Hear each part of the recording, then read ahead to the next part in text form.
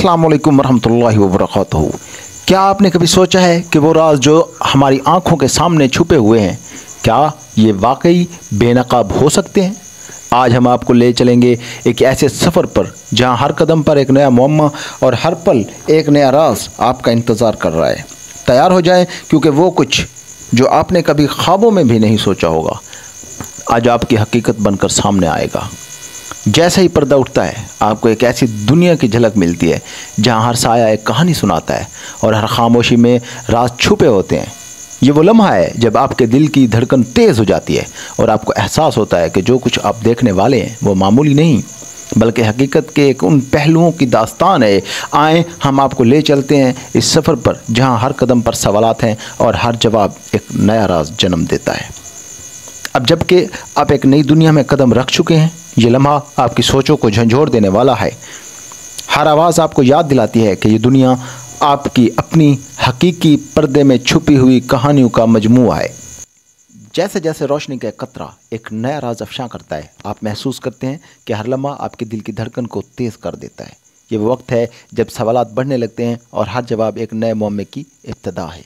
आएँ अब हम इस राह पर चलें जहाँ हर कदम आपको हकीकत के करीब ले आता है और हर नज़ारा आपके जहन में बेपनाह ख्यालात को जन्म देता है।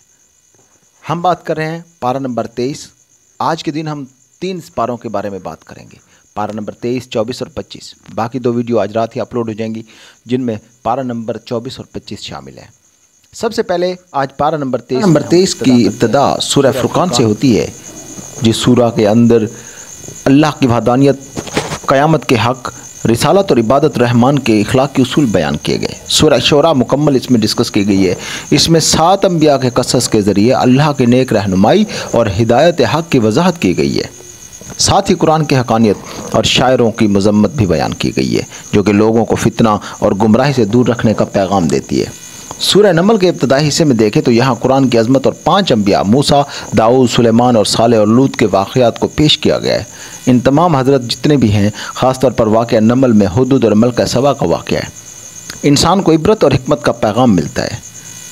अगर हम इसकी तशरीह और तफसीर के ऊपर बात करें सूरह फुरकान का हिस्सा क़यामत और आखिरत अगर हम डिस्कस करें तो इस हिस्से में क़यामत की हकीकत और इसके नतीजे में होने वाले हिसाब और किताब की निशानदेही की गई है।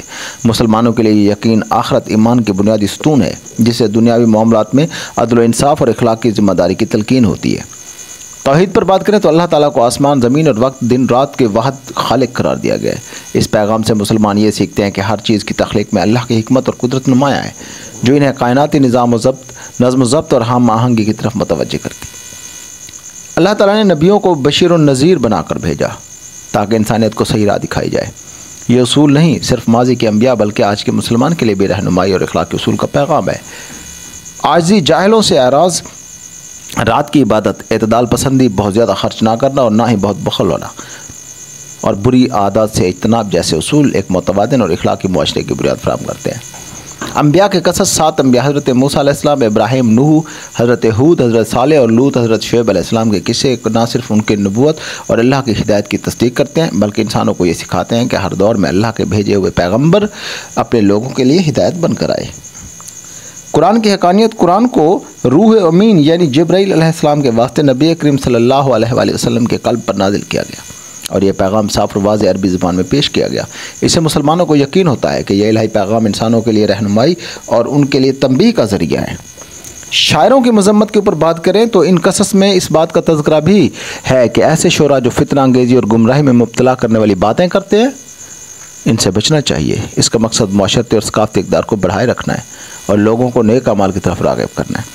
कुरान की अज़मत पर बात करें तो सूरह नमल के इब्तिदाई हिस्से में इस कुरान को अज़ीम इलाही किताब करार दिया गया जो इंसानों के लिए रोशनी और हिदायत और अक्ल व शऊर के लिए फ़रोग़ देता है। 5 अंबिया मूसा, दाऊद, सुलेमान, सालेह, लूत के ज़िक्र के ज़रिए यह पैगाम दिया गया कि अल्लाह की कुदरत और हिकमत हर दौर में ज़ाहिर होती है। अभी हम बात करते हैं वाक़या नमल के ऊपर। तो हुदूद और मलका सबा के इस वाक़े के अंदर एक झूठे परिंदे यानी छोटे परिंदे हुदूद के ज़रिए अल्लाह की निशानदेही को वाज़ेह किया गया। मलका सबा के किस्से में यह सबक मिलता है कि आजिज़ी, अक्लमंदी और अल्लाह की निशानियों को पहचानना इंसान की फलाह के लिए कितना ज़रूरी है। मुस्लिम उम्मत पर अगर असरात के ऊपर बात करें तो ईमान और अक़ीदे में इस्तेहकाम, की ज़रूरत है। पारा तेईस के पैगामात मुसलमानों को क़यामत, तौहीद और रिसालत की अहमियत को याद दहानी कराते हैं, जिससे ईमान में मजबूती आती है और दुनियावी वसवसों से बुलंद रहने में मदद मिलती है। अखलाकी और माशरती तरबियत के ऊपर बात करें तो इबादत रहमान के अखलाकी उसूल इस अहमियत को उजागर करते हैं कि जिससे एक मुनज़्ज़म और एक हम आहंग अखलाकी मुआशरा तश्कील पा सकता है। अंबिया के कसस और उनके वाक़यात ना सिर्फ तारीख़ी अहमियत रखते हैं बल्कि इनसे इबरत हासिल करके मुसलमान अपने मौजूदा हालात भी बेहतर कर सकते हैं, मसलन सब्र, इस्तकामत और अल्लाह पर भरोसा। अगर हम इसके सियासी पहलू चेक करें तो कायनात के निज़ाम और तख्लीक कायनात के ऊपर अगर बात करें तो कुरान के हिस्से में अल्लाह ताला की तख्लीक और कायनात के नज़्म ज़ब्त पर जोर दिया गया है। जदीद साइंसी तहकीकात में ये कायनात की तरकीब, कवानीन तिब्बियात और कायनात निज़्म को बेमिसाल करार देता है।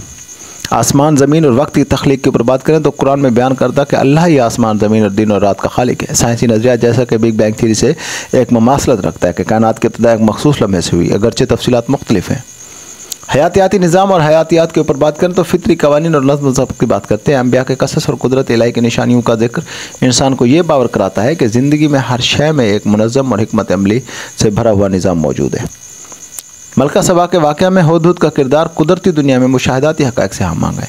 कुदरती निज़ाम में छोटे से अंसर जैसे परिंदे भी वसी पैगाम रखते हैं कि हर चीज़ का अपना मकाम और अहमियत है। कुरान का पैगाम जो इंसान को हकीकत की जस्तजू और फितरी निशानियों से रोशनी हासिल करने की तरकीब देता है, साइंसी तहकीक के जज्बे से मुताबिकत रखता है।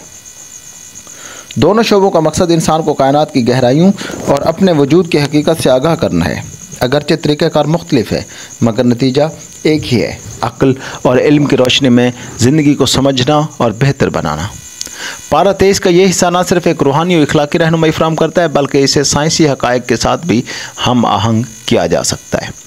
क़यामत, तौहीद और रिसालत के पैगामात ईमान को मुस्तहकम करते हैं और मुसलमानों को एक मुनज़्ज़म मुआशरा तश्कील देने में मदद देते हैं। कायनात की तख्लीक, नज़्म ज़ब्त और कुदरती कानून के मुताबिक ये वाज़ेह होता है कि कुरान का पैगाम आज के साइंसी दौर में भी मऊनियत रखता है, जिससे दोनों शोबों के दरमियान एक मस्बत मुकालमा होता है। मेरा ये पैगाम न सिर्फ मुसलमानों के लिए रूहानी और इखलाकी रहनुमाई का बायस बनेगा इंशाअल्लाह, बल्कि जदीद साइंसी तहकीक के तनाजुर में भी इसे एक अहम मरजा करार दिया जा सकता है जो इंसान को अपने वजूद और कायनात के इसरार को समझने की तरगीब देता है। इंशाअल्लाह तबारक तआला हमने ये जो तशरीह कुरान पाक की बयान की, इसका असल मकसद मुसलमानों को ये हिम्मत देना थी कि अल्लाह और उसके रसूल पर भरोसा रखें और कामयाबी इंशाअल्लाह उनके करीब आने वाली है।